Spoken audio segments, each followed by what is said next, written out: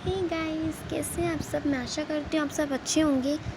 इस वीडियो में हम करेंगे क्लास 9 क्षितिज की हिंदी की जो बुक है क्षितिज की, उसका चैप्टर नंबर 1 दो बैलों की कथा। Let's start now. जानवरों में गधा सबसे ज़्यादा बुद्धिमान समझा जाता है। फर्स्ट ऑफ ऑल इसमें सब स्टार्टिंग में जितना भी अभी इंट्रोडक्शन हमें सारा फर्स्ट ऑफ ऑल ग्रामर का दे रखा है, जानवरों को दे रखा है। तो हम पहले थोड़ा सा समझ लेते हैं, उसके बाद हम चैप्टर पे आएंगे, मतलब स्टोरी में क्या है। ठीक है। जानवरों में गधा सबसे ज़्यादा बुद्धिमान समझा जाता है। जानवरों में जो गधा होता है वो सबसे ज़्यादा बुद्धिमान माना जाता है। हम जब किसी आदमी को परले दर्जे का बेवकूफ़ कहना चाहते हैं तो उसे गधा कहते हैं।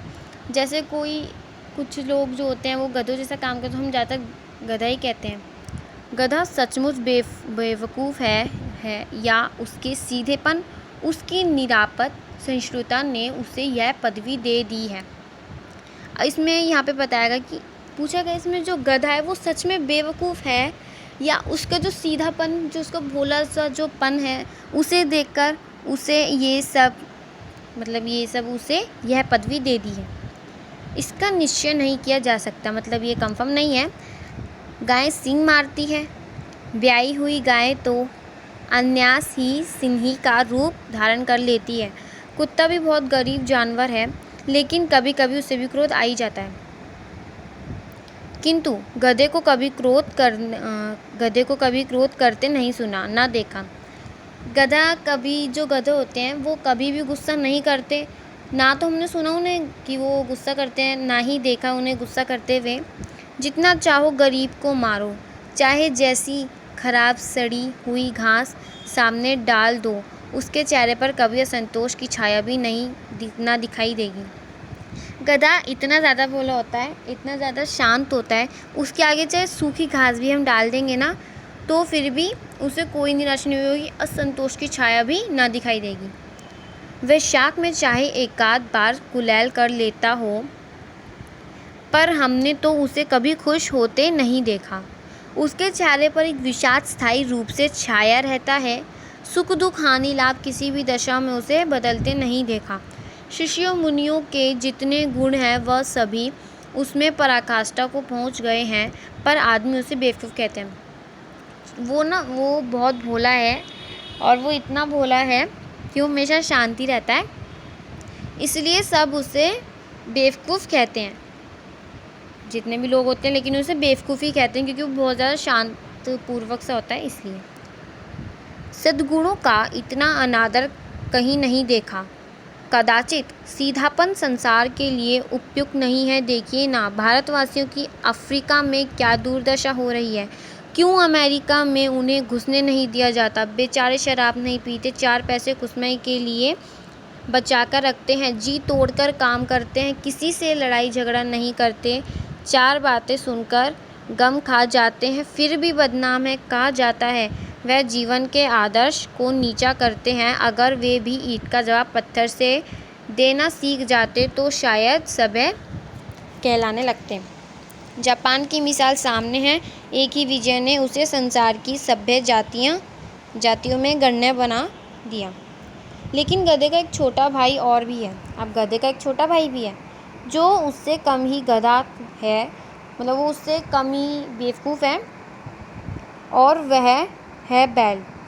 गधा का जो छोटा भाई है वो बैल है। जिस अर्थ में हम गधे का प्रयोग करते हैं, कुछ उसी से मिलते जुलते अर्थ में बछिया के ताऊ का भी प्रयोग करते हैं। कुछ लोग बैल को शायद बेवकूफ़ों में सर्वश्रेष्ठ कहेंगे, मगर हमारा विचार ऐसा नहीं है। बैल कभी कभी मारता भी है, कभी कभी अड़ियल बैल भी देखने में आता है, और भी कई रीतियों से अपना असंतोष प्रकट कर देता है। अतएव उसका स्थान गधे से नीचा है। ठीक है। झूरी कांची के, अब यहाँ से हमारी स्टोरी स्टार्ट हो गई। दो बैलों की कथा, यहाँ से हमारी स्टोरी स्टार्ट हो गई। झूरी कांची के दोनों बैलों के नाम थे हीरा और मोती। झूरी और कांची थे, उनके जो दोनों बैलों के जो नाम थे, एक बैल का नाम था हीरा, एक बैल का नाम था मोती। दोनों पछाई जाति के थे, और दोनों ही पछाई जाति के थे। दिखने में सुंदर, काम में चौकस और दिल में ऊंचे। बहुत दिनों साथ रहते रहते दोनों में भाईचारा हो गया था। बहुत दिन तक वो साथ रहे तो दोनों में भाईचारा हो गया। वो दोनों साथ खाते साथ पीते, अगर एक नहीं खाता तो दूसरा भी नहीं खाता था, तो ये उन दोनों का प्यार था। दोनों आमने सामने या आसपास बैठे हुए एक दूसरे से मुख भाषा में विचार विनिमय करते थे। एक दूसरे के मन की बात कैसे समझ जाता था हम नहीं कह सकते, और वो एक दूसरे के मन की बात भी बहुत अच्छे से समझ सकते थे। अवश्य ही उनमें कोई ऐसी गुप्त शक्ति थी जिससे जीवों में श्रेष्ठता का दावा करने वाला मनुष्य वंचित है। दोनों एक दूसरे को चाटकर और सूंघकर अपना प्रेम प्रकट करते। कभी कभी दोनों सींग भी मिला लिया करते थे, विग्रह के नाते से नहीं, केवल विनोद के भाव से, आत्मीयता के भाव से। जैसे दोस्तों में घनिष्ठता होते ही धौल धप्पा होने लगता है, इसके बिना दोस्ती कुछ फुसफुसी, कुछ हल्की सी रहती है। अब दोस्ती में प्यार ही नहीं होगा तो क्या बात की दोस्ती। तो दोस्ती में उन दोनों की भी दोस्ती कुछ इसी तरीके की थी जैसे कि दोनों साथ रहते थे। अब साथ में रहते रहते जो लोग साथ हैं तो अपने आप ही दोस्त बन जाते हैं, उनकी बातचीत होती रहती है, दोस्त बन जाते हैं। अगर एक खाना नहीं खा, ऐसे हीरा मोती की दोस्ती थी, एक खाना नहीं खाता तो दूसरा खाता था, और दोनों में कुछ ऐसी पावर थी कि दोनों एक दूसरे की बातों को बहुत अच्छे से समझते थे। ठीक है, यही होती एक तरीके की दोस्ती भी। हाँ, विग्रह के नाते से कहाँ पे था इसके जिस व्यक्ति ये दोनों बैल हल या गाड़ी में जोत दिए जाते और गर्दन हिला हिलाकर चलते, उस वक्त हर एक ही यही चेष्टा होती थी कि ज़्यादा से ज़्यादा बोझ मेरी ही गर्दन पर रहे। जब ये दोनों खेत वगैरह में काम करते थे तो उनके ऊपर बोझ ज़्यादा होता था, तो हीरा भी यही सोचता था कि जो मोती के ऊपर सारा बोझ है वो मेरे ऊपर आ जाए। मोती सोचता था कि जो हीरा के ऊपर सारा बोझ है वो मेरे ऊपर आ जाए। दिन भर के बाद दोपहर या संध्या को दोनों खुलते तो एक दूसरे को चाट चूटकर अपनी थकान मिटा लिया करते। नान में खली भूसा पड़ जाने के बाद दोनों साथ उठते, साथ नान में मुंह डालते और साथ ही बैठते थे। एक मुंह हटा लेता तो दूसरा भी हटा लेता था। ये बताया अगर एक खाना नहीं खाएगा तो दूसरा भी नहीं खाएगा। अगर एक की भूख खत्म हो गई तो दूसरे की अपने आप खत्म हो जाएगी। संयोग की बात, झूरी ने एक बार गोई को ससुराल भेज दिया। बैलों को क्या मालूम वे क्यों भेजे जा रहे हैं, समझे मालिक ने हमें भेज दिया। अपना यूँ बेचा जाना उन्हें अच्छा लगा या बुरा कौन जाने, पर झूरी के साले गया को घर तक गोई ले जाने में दांतों पसीना आ गया। पीछे से हाँकता तो दोनों दाएं बाएं भागते, पगहिया पकड़ आगे से खींचता तो दोनों पीछे को जोर लगाते। अब जो झूरी का साला था गया, वो आया और हीरा मोती दोनों को अपने साथ ले गया, और हीरा मोती को लगा कि हमारे मालिक ने हमें बेच दिया। अब अगर वो पीछे से हाँकता तो दोनों दाएं बाएं भागते, और अगर वो पगिया पकड़ता और आगे से खींचता तो दोनों पीछे को जोर लगाते। मारता तो दोनों सींग नीचे करके हुकारते। अगर ईश्वर ने उन्हें वाणी दी होती तो झूरी से पूछते, तुम हम गरीबों को क्यों निकाल रहे हो? हमने तो तुम्हारी सेवा करने में कोई कसर नहीं उठा रखी। अगर इतनी मेहनत से काम ना चलता था तो और काम ले लेते, हमें तो तुम्हारी चाकरी में मर जाना कबूल था। हमने कभी दाने चारे की शिकायत नहीं की, तुमने जो कुछ खिलाया वह सिर झुकाकर खा लिया, फिर तुमने हमें इस जालिम के हाथ क्यों बेच दिया? अब हीरा मोती कहने लगे कि तुमने हमें इसके साथ क्यों भेजा? अगर तुम्हें कुछ ज़्यादा ज़रूरत थी काम की तो और भी काम ले लेते, लेकिन हमें इस जालिम के पास नहीं जाना, और जैसा तुम खिला रहे थे हम वैसा भी खा रहे थे, फिर भी तुमने हमें भेज दिया। आगे दोनों ने अपनी मुख भाषा में सलाह की, एक दूसरे को कनखियों में देखा और लेट गए। जब गांव में सोता पड़ गया तो दोनों ने जोर मारकर पगे तोड़ा डाले और घर की तरफ चले। पगे बहुत मजबूत थे, अनुमान न हो सकता था कि कोई बैल उन्हें तोड़ सकेगा। पर इन दोनों में इस समय दुगनी शक्ति आ गई थी। एक एक झटके में रस्सियाँ टूट गईं। अब इसमें जो हीरा मोती को, जैसे आपने भी देखा होगा, गाय बैल जो होते हैं उन्हें बांध दिया जाता है एक रस्सी के द्वारा, और वो रस्सी मजबूत थी जिससे गया ने इन दोनों को बांधा था। बट इनके अंदर बहुत ज़्यादा दुगनी शक्ति आ गई थी, जिस वजह से इन्होंने रस्सी को तोड़ दिया और वो चले गए। झूरी प्रातःकाल सोकर उठा तो देखा कि दोनों बैल चरनी पर खड़े हैं। अब झूरी, जो उसका पहला मालिक था, उन्होंने देखा, जब वो सुबह सोकर उठा तो उसने देखा कि उसके जो दोनों बैल हैं वो बैल चरनी पर खड़े हैं, मतलब जहाँ पे उनकी जगह थी वो वहाँ पर खड़े हैं। दोनों की गर्दनों के आधा आधा ग्राव लटक रहा है, घुटने तक पांव कीचड़ से भरे हैं और दोनों की आंखों में विद्रोहमय स्नेह झलक रहा है।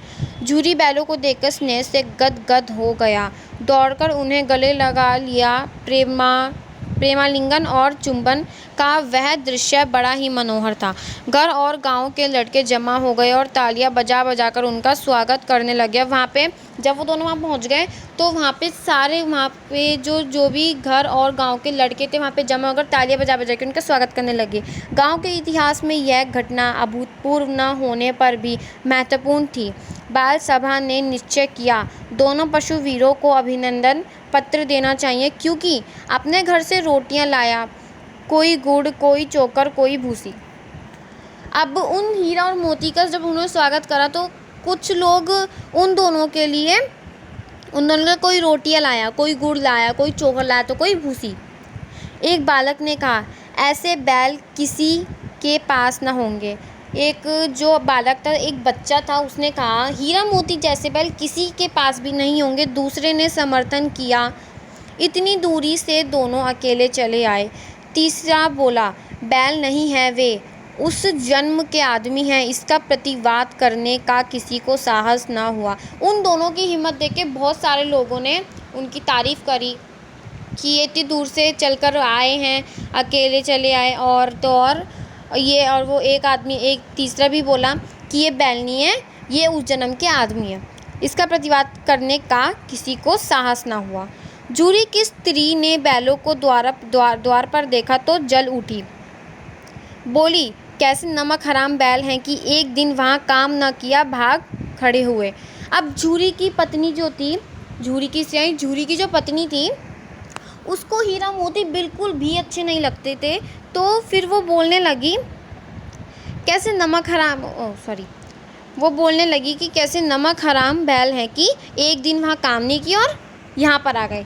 झूरी अपने बैलों पर यह आक्षेप ना सुन सका। नमक हराम क्यों है? चारा दाना न दिया होगा तो क्या करते? स्त्री ने रोव के साथ कहा, बस तुम ही तो बैलों को खिलाना जानते हो, और तो सभी पानी पिला पिला कर रखते हैं। झूरी ने चिढ़ाया, चारा मिलता तो क्यों भागते? स्त्री चिढ़ी, भागे इसलिए कि वे लोग तुम जैसे बुद्धुओं की तरह बैलों को सहलाते नहीं, खिलाते हैं तो रगड़कर जोतते भी हैं। ये दोनों ठहरे कामचोर भाग निकले। अब देखो कहाँ से खली और चोकर मिलता है, सूखे भूसे के सिवा कुछ ना दूंगी, खाए चाहे मरे। अब उसको, जो झूरी की जो पत्नी थी, उसे हीरा मोती से बहुत ज़्यादा नफ़रत थी, तो वो बोलने लगी, इन्हें खाने को कुछ नहीं दूंगी, चाहे फिर ये जिए चाहे मरे। वही हुआ